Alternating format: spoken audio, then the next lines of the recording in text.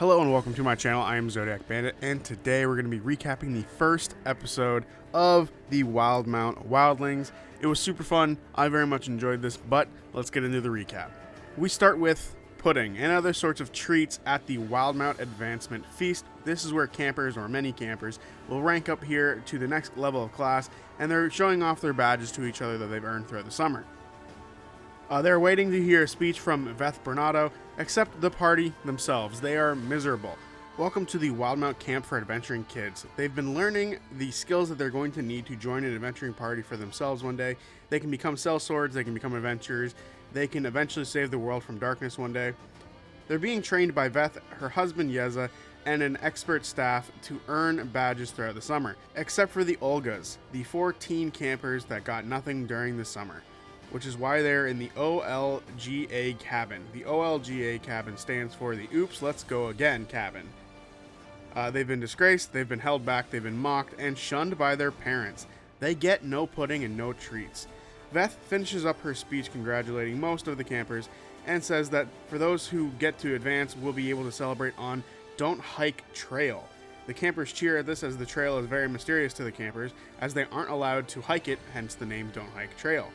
Apparently it's very dangerous, but Veth says the secrets will be revealed to those who are able to go up there. She tells the campers that they'll even be able to drink any potion they want, but Yeza chimes in and says no, they're not allowed to do that for legal reasons, and Veth just lets them take whatever weapons they want that they can play with for now. The campers are let out of the meeting hall by the staff. Some of them laugh at the party on their way out. Veth stays here with the rest of the party, however. She tells the Olgas, the party, that none of what they heard actually applies to them.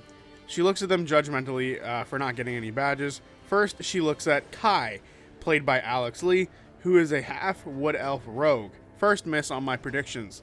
He has short white hair and always looks tired. We then see Skull Crusher Bloodforge, played by Eden Regal.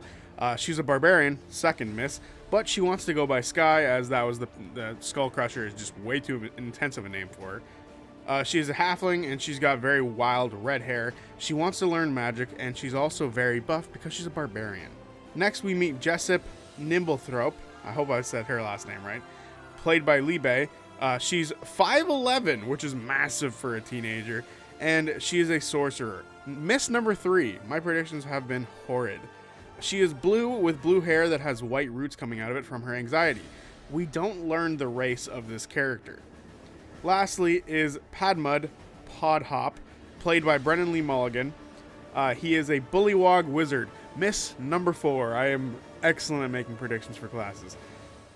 He has massive glasses and he's very short. He thought that this was an adventured theme camp and wasn't expecting to actually do any adventuring. Veth looks at them all very disappointedly. She says that they have different plans, and she tells Luke to bring them in. And at this moment, Bo and Yasha walk into the room. Padmud freaks out at seeing these people, as he is a very big Mighty Nine fanboy. Luke introduces them. Veth says that she informed Bo and Yasha about their predicament, and that they both have red folders with information about the campers inside of it. Bo and Yasha are going to ask the campers about themselves. Bo starts with Padmud. She asks where he comes from, and he says his parents' house. Bo asks if he's rich, and he says that they're well off. Veth reminds Bo that they should be using tough love on these kids because nothing else has worked so far. Bo asks Padmud about his fascinations with the Mighty Nine, and he says that he very much likes them, and he asks what Bo's strength is on a rating from 1 to 20. Bo says 20, and notes that he's still distracted by his love for the Mighty Nine. The reason he does this is because he's making a card game about the Mighty Nine, and he has made a bunch of cards with the help of Kai. Kai says that Padmud has cards of all of them, and they made them together, and it's for his Mighty Nine card game. Padmud asks if they can sign the cards that he's making. Yasha says yes, but Veth says that they have to earn it. Veth says that they need to get to the root of the issue and asks why he's even here. He unfolds a diagram of the Mighty Nine card game and basically says that he wanted to make that. Veth and Bo note that he needs to do some stuff here in the camp if he wants to stay here, and his parents will be very upset if he goes home learning nothing and only having made a card game. Bo says if he wants to be an adventurer, he needs to learn to defend himself. She asks what he'll do if something tries to attack him, and he simply says run. Veth says that is an option, but there are also other options that he can take. We then move to Yasha starting to question Skullcrusher, who mentions yet again that she wants to be called Sky, and explains that her name comes from her barbarian family, and they've done a bunch of odd jobs here and there, and a lot of them involve their strength and being able to use their size to their advantage. They, according to them, they have half the size and half the price. She's from the town of Othe. They protect the local merchants there. Yasha notes that she came to study wizardry, but is insanely buff. Sky says yes, when she was 10, she saw something incredible. A little girl was being bullied, and the bullies smashed her carved unicorn toy. She felt very angry and wanted to hurt the bullies. Even though she doesn't really like violence, it's not really her thing. Her family does, not her. But as she was going to do something over there, a man came over to help the little girl with reddish brown hair and a scruffy beard. He picked up the broken toy and turned it into an actual unicorn. Yasha swears at this moment because she's very excited by the story, and Veth brings out a swear jar. And literally, Sam makes Ashley put money in the swear jar. And, at first I was questioning if I was going to not swear during these recaps, but fuck that, I don't have anyone putting a swear jar in front of me.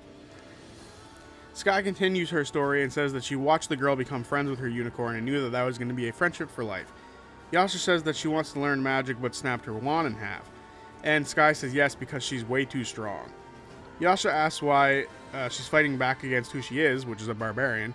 And Sky says that she doesn't want to hurt people, she wants to help them, and she will learn to do so. Yasha then moves on to Jessup, who came here by recommendation of her professor parents. Jessup is very upset because she failed this year, and normally she's a straight A student. She plans to get better and says that her anxiety is what holds her back. Yasha says that in her notes it says that she made everyone's hair fall out instead of casting Guiding Bolt. Jessup says that she was very upset by that and she gets nervous and she can completely mess up the spell. Yasha says that they can work with this. They then move on to Kai, who has been making jokes this whole time about the group as the others have been questioning them, which Bo has noted. He is 16, which is a little bit older than the others, and Bo asks if he feels responsible for the others because of this. He says no, he seems to be very relaxed. Bo says that he had a tough childhood. Kai says it was great, but then Bo continues to say he was an orphan who was raised by bandits and has been arrested many times. Delinquent.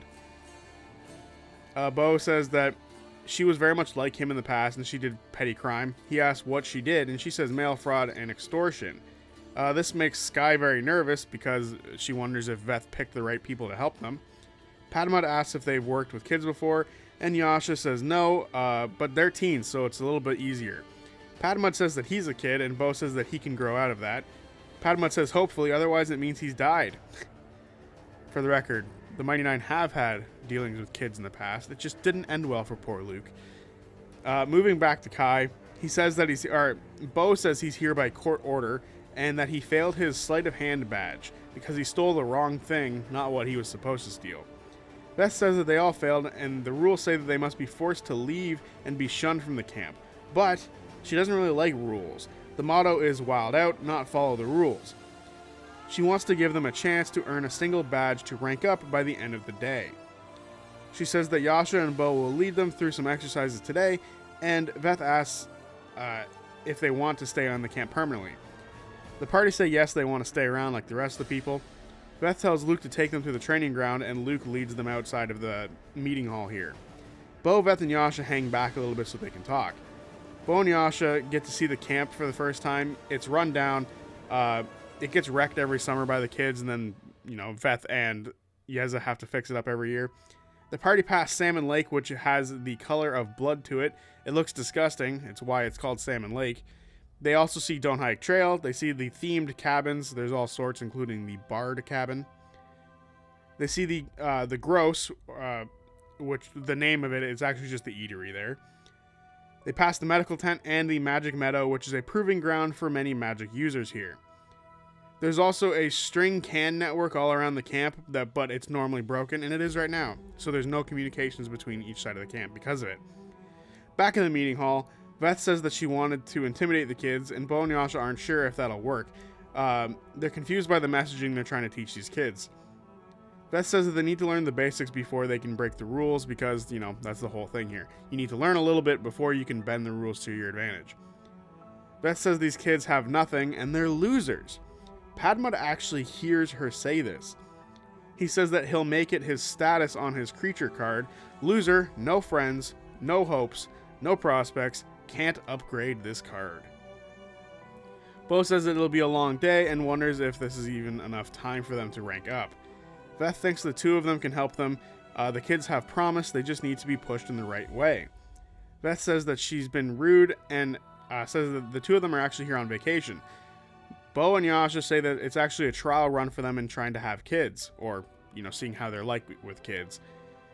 Bo says that they've been very busy for so long, chasing after a certain Lutinous Deleth and other Cerberus Assembly stuff, that this is a promise that she made to Yasha ages ago and it's time to fulfill it. Yasha says they're just testing things, just in case they can't actually handle kids in their old age, as they put it.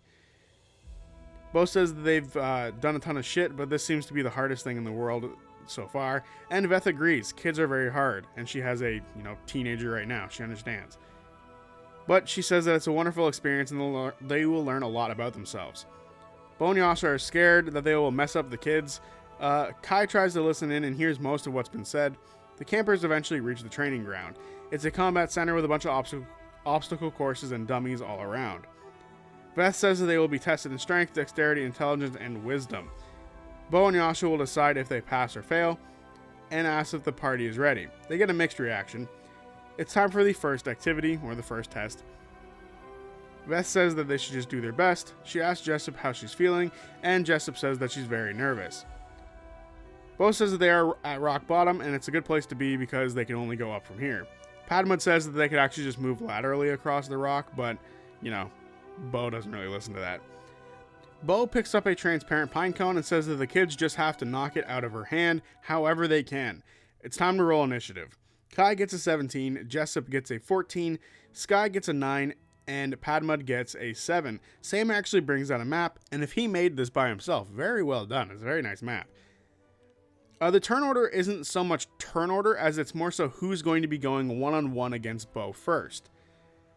Before they get started, a different counselor of the camp runs up. Her name is Beth Greenbloom. Of course, there's a Veth and a Beth. God damn it. And is the camp cleric. She runs in, reminding Veth about the potions that she needs to use.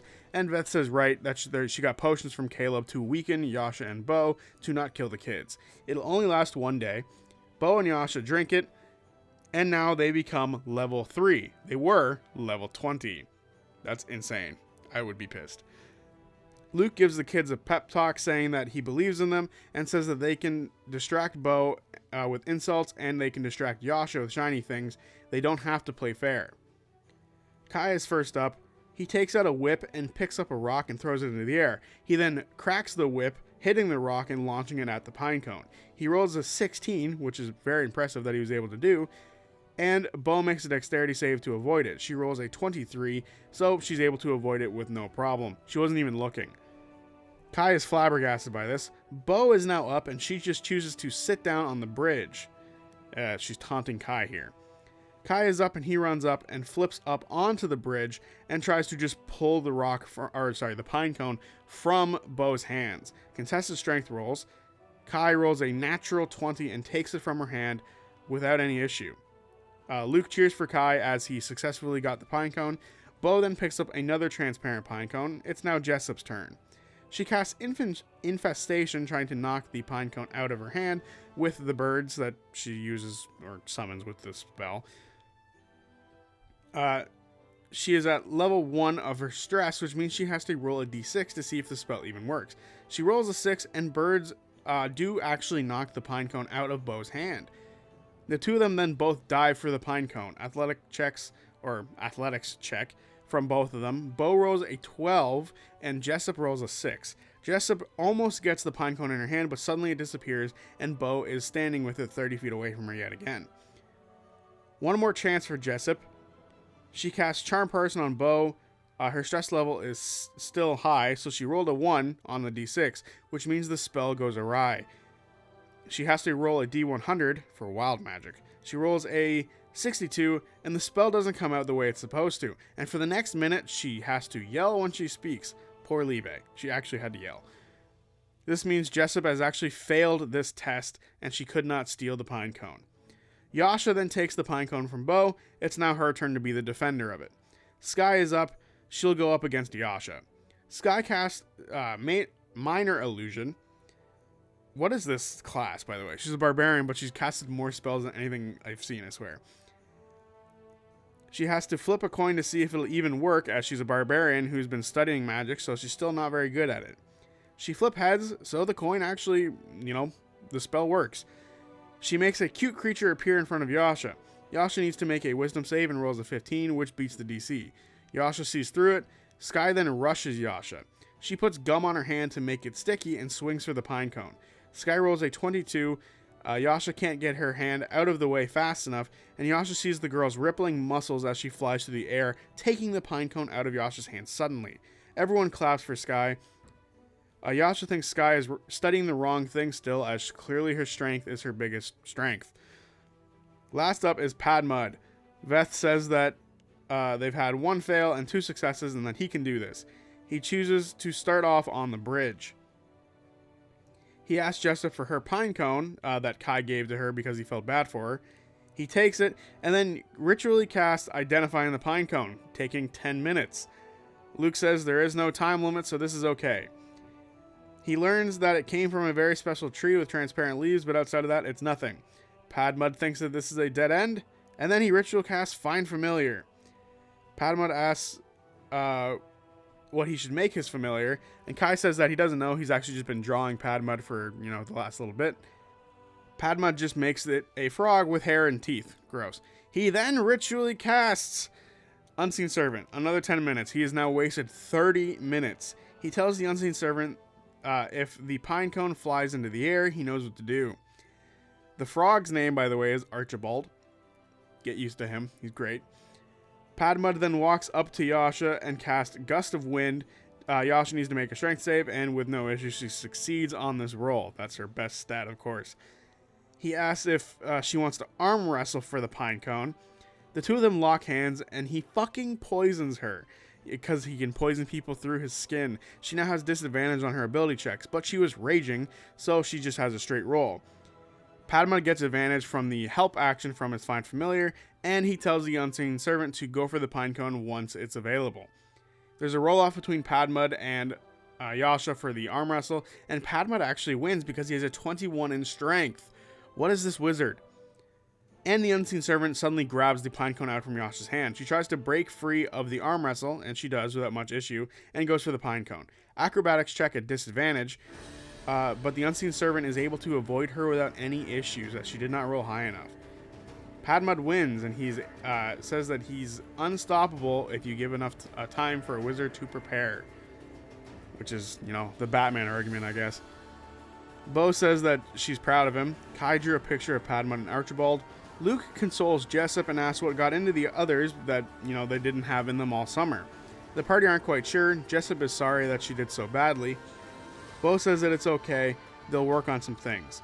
Sky thinks it's because this is the first time they've been grouped up in this way, and they make a good team. Yasha says teamwork does help, and maybe they can be an adventuring party together one day. Vess says that they're actually a very long way off from that. They're just dainty feet, which is the lowest rank.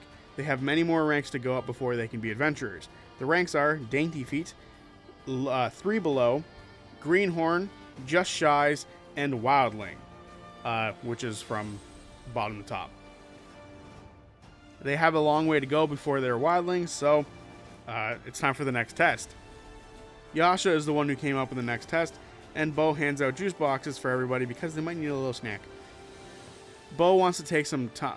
Padmud wants to take some time for a nap. Veth says that they don't really have time for that. They need to move on to the next trial, and that the notes that he keeps trying to use from his mom don't mean anything.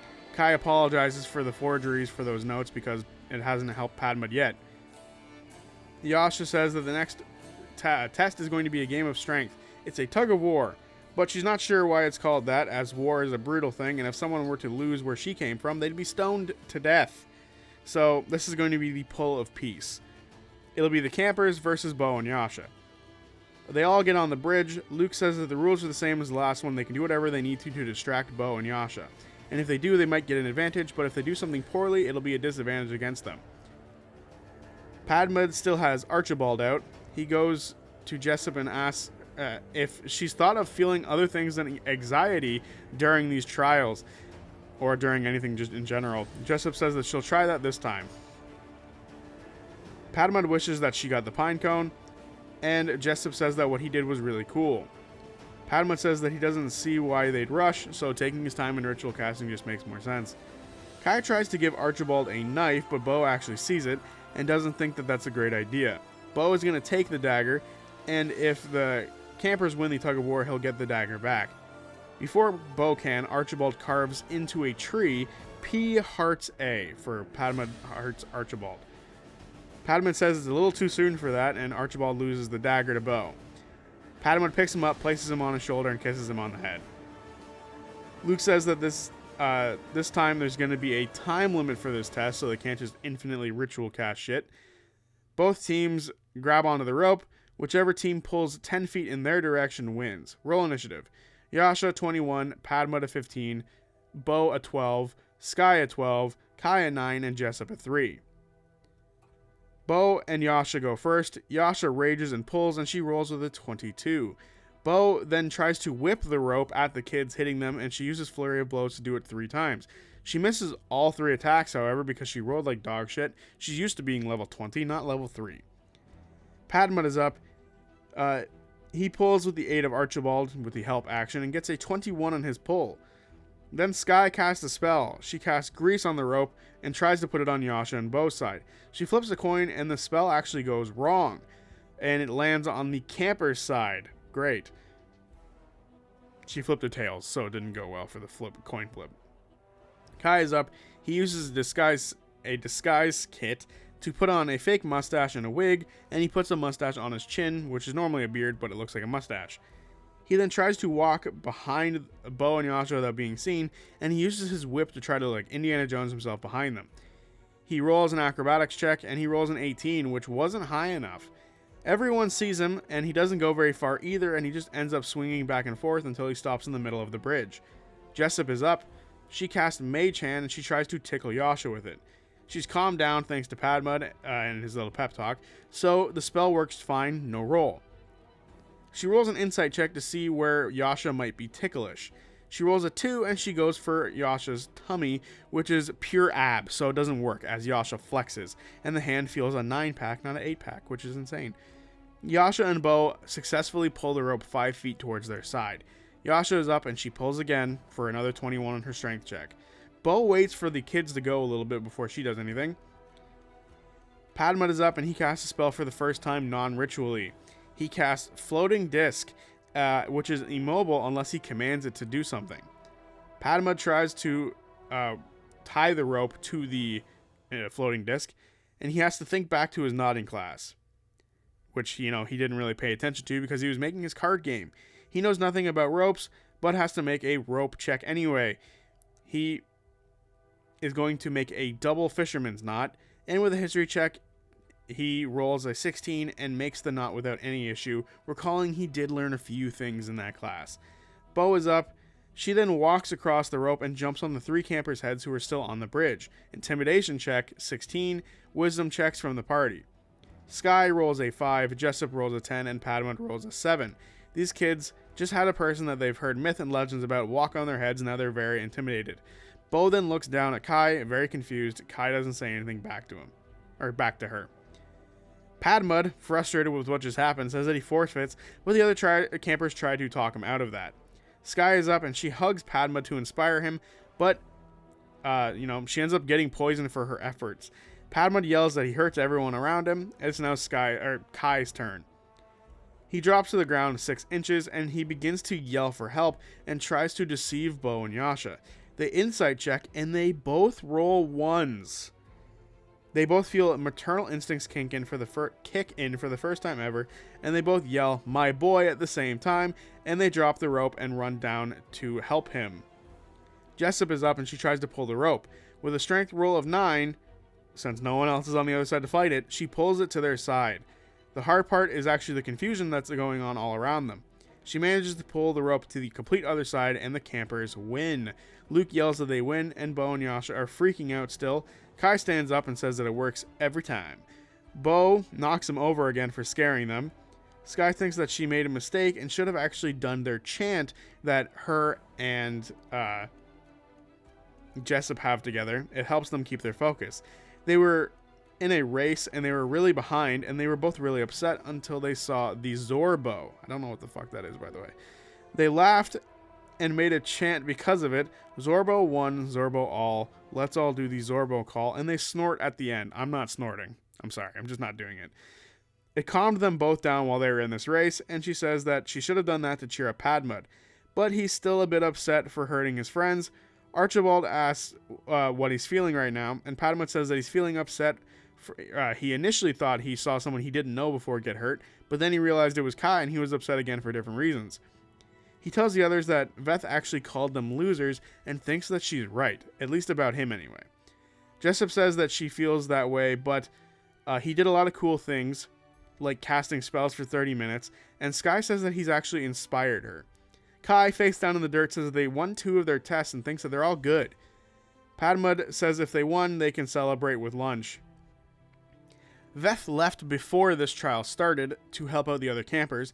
Luke says that they did a great job, but there's still one more test that they need to do before they get lunch. He does, however, hand out some beef jerky.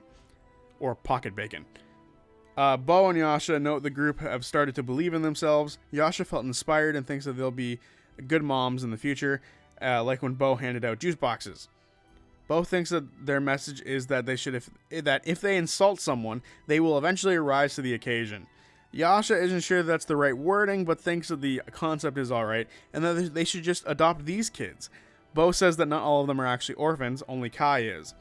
She says that Kai is a mini Bo, so that should work. She wants to call him Mini Bo, and he doesn't like that idea because he overheard this conversation.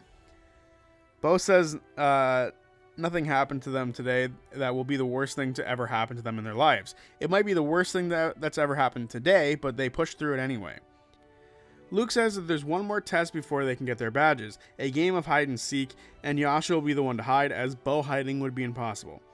They have until curfew, and if they do find her, they'll be able to get their badge. Yasha runs off. At this moment, Beth comes over and heals the party, getting any of their health back, healing them of any of their ailments, and getting their spell slots back. It's as if they got a long rest. Beth then leaves for her afternoon meditation, but as she does so, Luke hits on her, and as she leaves, she says that he's a wonderful friend. He's been friend-zoned. The party then have to count to 669 before they can find Yasha. That's apparently Veth's rule. They must count to that number. Nice. Meanwhile, we see Yasha goes to Area 7 on the map, which the campers don't have the exact same map as her, so they don't know what Area 7 is. Yasha gets to her spot and rolls a perception check. She hears a banging sound coming from one of the cabins. As she walks by the cabin, gray smoke puffs out of the side of it. She needs to make a dexterity save and rolls a 9 and takes 2 damage from it. She suddenly feels very dizzy, and Yeza runs out of the cabin. He asks why she's here and why she left Bo by herself with the kids. She says that it's fine, they actually drank the potion from earlier, so they're weaker now and they won't kill them. Yasha explains that they're doing hide and seek now, and he asks if she was out here when the smoke came out. She says yes, and he explains that it's actually something that he's been working on. It's a potion to help Veth not be drunk, and he's seen that recently it's actually had the opposite effect, making people drunk. And suddenly, Yasha feels very drunk, giving her disadvantage on everything. Insane how much Sam has nerfed the fuck out of Yasha and Bo. It's hilarious. Yasha then has to run off to continue her hide, and she has to roll a stealth check to hide properly, and she rolls a 7. Back with the campers, they start their search. Padmud, who actually decided to ritually cast Unseen Servant during that whole time, just counted to 69 because that's the perfect amount of time you need. They're in a wooded area about 300 feet away from the camp. Kai says that they should split into 2 teams, Kai and Padmud, and Sky and Jessup. Bo isn't a fan of that, but if they stay within eyeshot of her, it should be fine. Kai and Padmud agree, and we start with them. Kai wants to go to the admin area, the admin cabin, to find documents for some reason. Padmud thinks it's a good idea, and based on Yasha's position in the camp as a counselor, maybe she went there.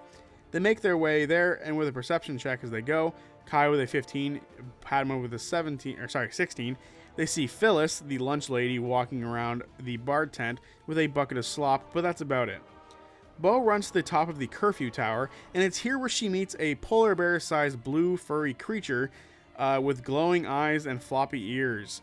The creature asks how it can help Bo, but Bo says that she's just here watching the kids. The creature says that it's its tower and Bo can't stay, and we learn that this thing's name is Mishi, and it's sort of the thing that watches the camp, and if the kids are out too long after curfew, they will be punished.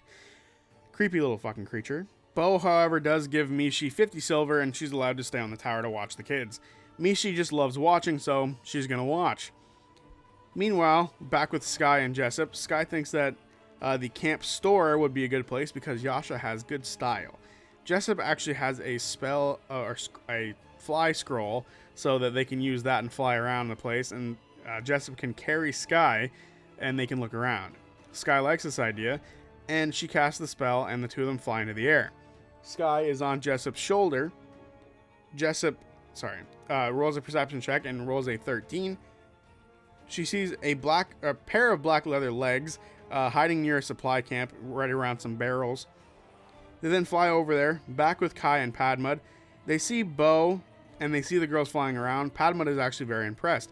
They choose to go into the cabin, or admin cabin. The door is actually locked, so they can't go in from this side. They can still see the tower from here, which means Bo is watching them. So they go around to the back where Bo can't see them. She doesn't like this. Kai asks if Padma can open the window for him, and Padma tries, but it's locked. Kai then suddenly grabs Archibald and throws him through the fucking window. The window breaks and Archibald dies. The poor frog. As he's flying through the air, he has an existential crisis, and he feels that life was fleeting, but he was able to experience love and watch some fights. It was worth it. And then he slams into the window and dies. Padma yells Archibald. He says that he's just a tiny frog and no one was here to help him. He's dead now until he recasts the spell, and then he'll be perfectly fine. Padma says to be more careful from now on to Kai. Kai says that the window is now open, so they help each other in. Bo runs around to check on the yelling. Padma, however, casts mending on the window, and he's able to fix it and hide what they did, and that they're now concealed inside. Kai questions him having something to fix the window but not break it, and Padma says that he wants to help things and live a normal life, not kill things. Back with Sky and Jessup, they're now about 20 feet away from Yasha. When they hear a strange sound, they hear a gub gub, gub gub, over and over and over again. And suddenly they see a massive 14-foot tall pig with wings, many legs, and many rows of teeth. It's making this rhythmic noise of gub gub, gub gub over and over again. It has cat's feet and chicken feet, so many legs. This pig lands on top of Yasha and grabs her. Yasha needs to make a dex save or, be clawed by this thing. She rolls a 4 and she's grabbed, and the pig eats her. It shoves her right into her mouth, or shoves her right into his mouth. The pig then snarls at the girls. Bo is running around looking for the kids, as she kind of lost them for a brief second. She hears the pig. Jessup thinks that they need to get help because they can't do this alone. Sky thinks they could fly off and leave it. Bo then suddenly finds them, and at this point she sees the pig. She asks what's wrong with this camp, and then she steps in between the kids and the pig. The pig then sends its tongue out at Bo, which misses. Thank goodness. Sky then casts Tasha's Hideous Laughter, and the spell works with a coin flip. She makes a funny face, but the pig rolls a natural 20 on the save. The pig doesn't get the joke. It lashes out at Bo again and misses. Bo then tells the girls to find the boys, and then she attacks the pig. She hits for 10 damage with her staff, which is very low for Bo. She's normally pretty strong. It howls in pain, and Bo actually sees Yasha in its mouth. Yasha rolls a strength check to see if she can get out, and rolls a 12, which doesn't get her out. Jessup is going to use her Sorcerer's Burst and rolls a 5, so it actually works. She then hits and deals 2 damage. It, however, keeps a hold of Yasha. Bo praises her for landing, but as she's doing so, the pig launches its tongue out at Bo and hits her, and she's actually pulled into the mouth as well.